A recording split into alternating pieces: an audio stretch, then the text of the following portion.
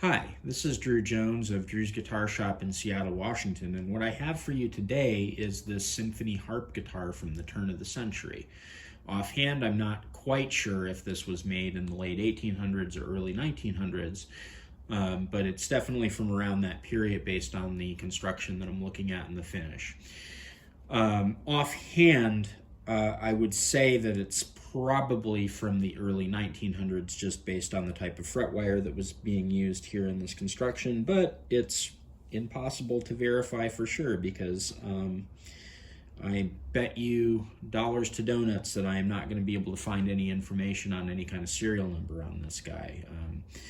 So, with these types of instruments, it's generally kind of best guess based on the kind of finish, the kind of decoration that you're seeing, and the type of materials being used. So that's my best estimate. Anyway, the story with this guitar is that it fell off of a wall hanger and then ended up seeing some unprofessional work being done. And so I'm going to have a lot of bad glue joints around the edges here where the top has come separated from the sides that I'm going to have to work around in order to get this thing where it needs to be, because this is still separated here and we've got some cracks that are growing. We've got a crack here, we've got a seam separation here that are all going to have to be repaired. On the back, we have a really gnarly crack that's running along here. And I'm going to guess some separated braces that are also associated with that crack just based on what the wood is doing. And we have some small cracks here. This is what I call a basket case when it comes in.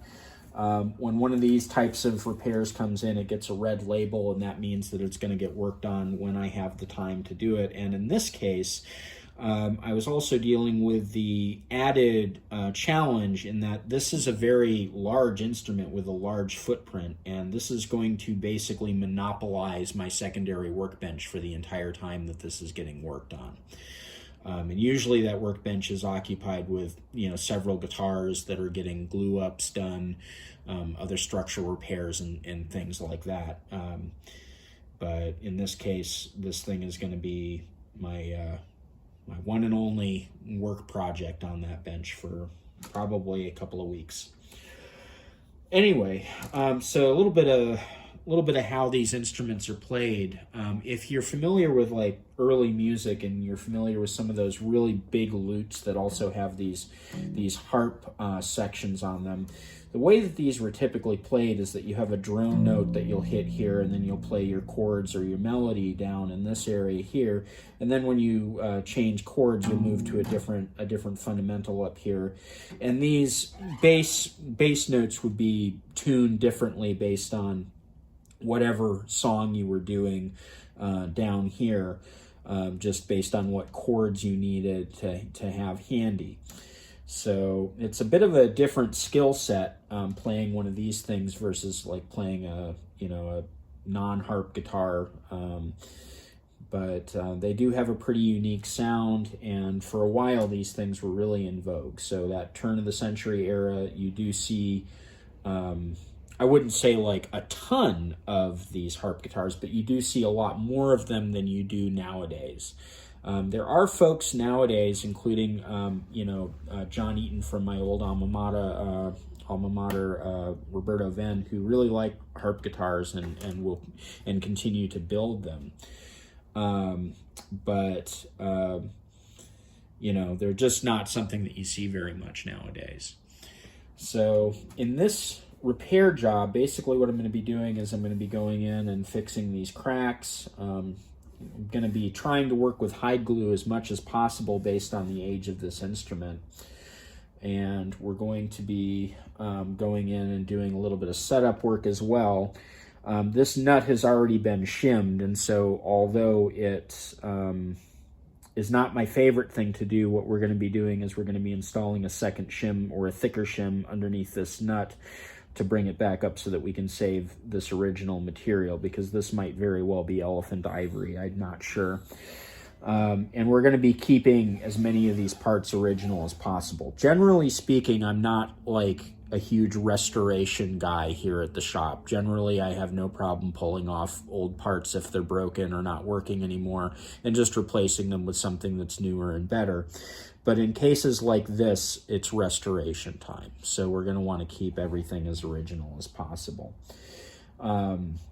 We're going to be checking out these frets because it's very possible that these frets had moved over the years, and we're going to be, gluing any high ones down and getting them to the point where they are level enough to play. It's going to be really difficult to engage in any kind of real setup work on this instrument because of the fact that it doesn't really have a truly adjustable saddle. I can install shims under here, or I could remove material from the bottom similar to a modern adjustable saddle. But the fact is that it's going to be a much more involved and difficult procedure with this guy. And so I'm hoping that we really don't have to do too much in the way of setup work. And with the action looking the way that it is, I think that we're probably going to be able to get away with not doing much. The treble side is pretty high, but the bass side is nice and healthy. So, we'll see. One of the things that I'm kind of dreading on this guitar is ordering new strings for it, because I'm going to have to, I can use a standard set of strings over here, but for these guys here, I'm going to be pretty much having to order those from juststrings.com or someplace that can send me a custom set, because I promise you that these were probably never a standard set of strings. These, for all I know, may have been the only strings that were ever put on here by the original builder. So who knows, but we'll be able to replace these with something that's less corroded, and we'll be able to get this thing playable again, which will be super cool. But it is going to involve a lot of work. The part that I'm really dreading with this instrument here is getting into this area here, because when it fell off the hanger, this part was completely busted out, it looks like, and what happened is that somebody took some Elmer's glue or something and tried regluing all of the surface and didn't quite get this underneath where it needs to be, and so the soundboard is kind of sitting on top of the kerfing and purfling and everything, so that's going to be difficult to deal with. On top of that, there's not really like a good way to get my hand inside here. The sound hole is just simply not big enough to really grant me much access. So anyway, I've gone on kind of a long time in this video, longer than I intended to, but it is a cool guitar, so I figure, anybody tuning into this probably doesn't mind a little bit of rambling about this. It's a cool instrument, and I'm looking forward to working on it, but it has taken me a while to get to this guitar. This has been in the shop for kind of an embarrassingly long time, just because I haven't had the time and free space to work on this guy until now. So I'm sure that the owner is going to be very pleased to get it back. Fortunately, it's not somebody that plays guitar regularly, so this is not something that was needed for gigging or anything like that. I was able to take my time with it, which is good because it's still going to be quite a long time before this is playable.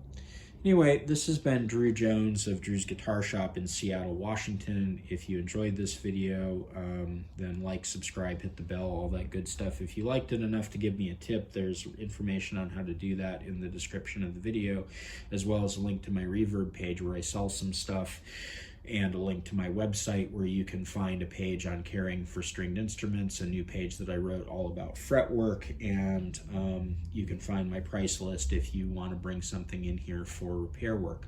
If you happen to be in Seattle and do need some repair work, I'd be happy to do the work for you. Just need to set up an appointment with me.